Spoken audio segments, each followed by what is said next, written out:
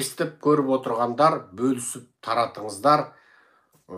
Фейсбуктың, ютубтың сілтемесін WhatsApp арқылы 60 апа 70 жезделеріңізге жіберіңіздер. Астында подписать етіп тіркеліңіздер, комментарий жазыңыздар, бөлісіңіздер. Біздің айтарымыз осы. Қазақтың басында үлкен қасірет тұр. 3 миллион орыс қазақ даласын қарусыз басып алды. Қанды қаңтарда орыстың әскерін шақырған Назарбаев Тоқаев режимі қазаққа қарсы оқ атқызғанда солар. Енді солар қазақ жерін ұстап тұру үшін орыстың әскерін өздері шақырып отырып кіргізді. Қазіргі Қазақстанда енді үлкен әңгіме басталуда. Оралдың әуежайын Ресейдің олигархы сатып алды.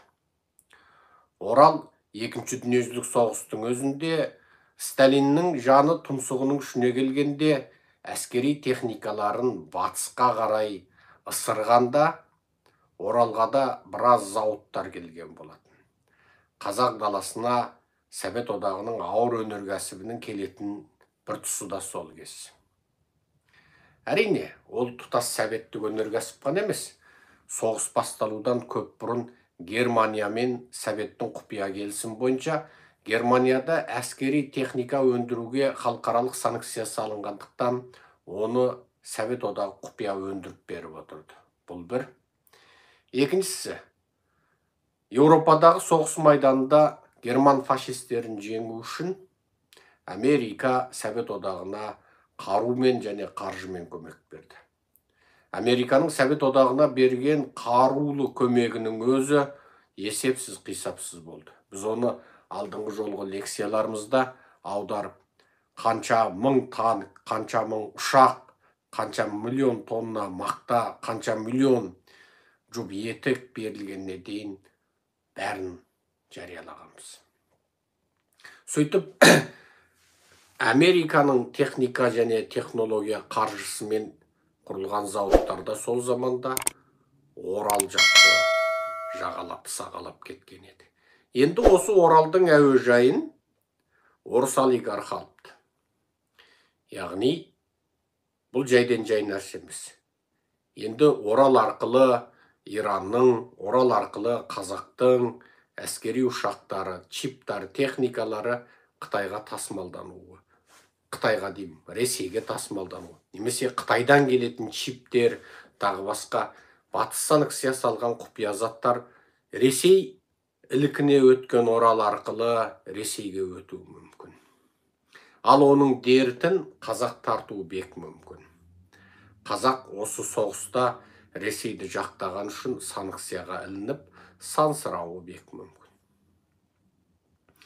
Енді бір, Қазақстанның тағы бір елді мекенінде ауыл тұрғындары өздеріне бұйырмаған, бірақ меншіге келсе кім екені осы күнге дейін құпия болған жерге енді аяқ астынан ресейлік компания иелік ететінін бірақ естіген.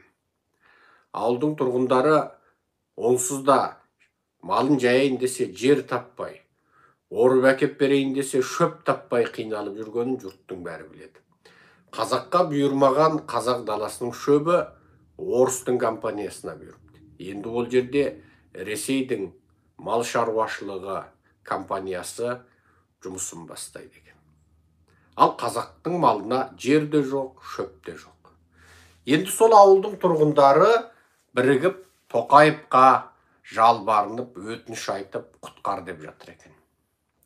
Яғни міне Ресей алдымен мемлекеттің негізгі нысанасы, негізгі нысанды түйіні болып отырған әуежайыңды алды. Енді ауылыңдағы мал жаятын, қойыңды, сиырыңды жаятын жеріңді алды. 3 миллион орыстың әскері аяқ астынан тырнақша ішінде соғыстан қашқансып қазақ даласына келді. Қытайдан қашып, 6 қазақ келгенде сыйғызбай, қудалап Қытайға қайтарамыз деп Сайрагүлді ақыры халықаралық ұйымдардың шешіммен Швецияға кетуге мәжбүр қылған қазақ өкіметі қалған 5 қазақтың 4-еуіне босқын мәртебесін бергенсіді.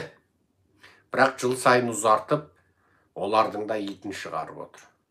Қорқытып, үркітіп, өлтіреміз деп, таяққа жығып, ауаша жүргенде тіпті қылқындырып өлтіргелі жатқан жерінен бейтаныс көлік келіп қап, тірі қалды Қайшаққан қыз. Ал мұрагер Әлімұлын пышақтағанда оның телефонын зарядтайтын құрылғы пауэрбанк тосып қалып, пышақ етіне дарымай қалған. Бұның барлығын істеп отырған ұлттық қауіпсіздік комитеті. Үркітіп, қорқытып, Қытай туралы жақ кірісіңді ашпа деп ұстап отыр. Ал қалған бір қазаққа босқындық та жоқ. Оның әке-шешесі Қазақстанның азаматы екеніне қарамастан оны қинап отыр. 5 қазақты сыйғызбаған Қазақстан 3 миллион орысқа жатып жастық, иіліп төсек болып, бөкөл әнші биші күйшісін оларды үгіттейтін үгітке салып, олар соғыстан қашқан боп, бейбітшілікті сүйгіш орыс халқы боп, біздің бүкіл сон халыққа қызмет көрсету орталығы әлгілерді жетәкесін көргендей қарсы алып құжаттандырып шықты. 30 жылда Оралманға жасалмаған барлық жақсылық ойрандағыш орысқа жасалды. Енді осыдан барып білерсің. Сорлы қазақ, сен өтірік тәуелсіз елсің. Сен орыстың құлысың, боданысың. Енді әлгі Тоқаевқа қарсы, Тоқаевқа қарап өтініш айтып отырған ауыл тұрғындарының видеосын желіден көріп аңтан қалдық. Себебі олар сол орыспен шектесетін аймақтардық екен. Демек, Шымкенттің қазағы уайымсыз жата берсе болады. Орыс қайда, Шымкент қайда, Қызылорда тіпті уайымсыз тойын тойлап жүре берсін. Тараз, оған да керегі жоқ. Өскемен тіпті ол керегі жоқ. Орыс келсе келе берсін. Жер жаннаты Жетісу, ой не бопты. Міне. О миллиондаған орыс келгенде бұл қазақтан бір қарекет, бір қайран болған жоқ. Не интеллигент зиялысынан, не ел бастайтын аталмыш ағаларынан Фейсбукке кіріп ап, сұңқылдағаннан басқа ештеңкені білмеді. Не тентек жігіттер, тентек жігіт дейтіндей, бұл тентек жігітте қалған жоқ.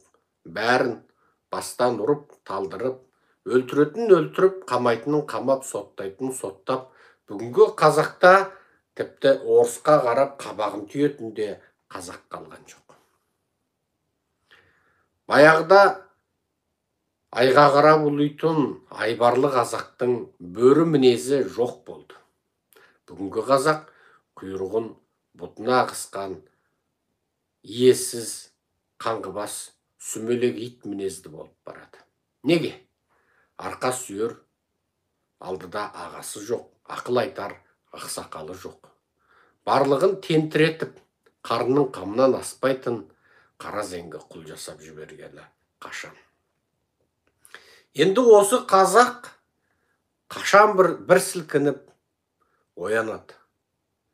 Бұл қазақтың мұңы, қайғысы ел жұрттың қамын айтып жүрген саусақпен санарлық азаматқа ғана керек па? Әркім жеке басының, қарақан басының қамын ойлап кетсе, онда бұл ел бола ма? Бұл жер бола ма?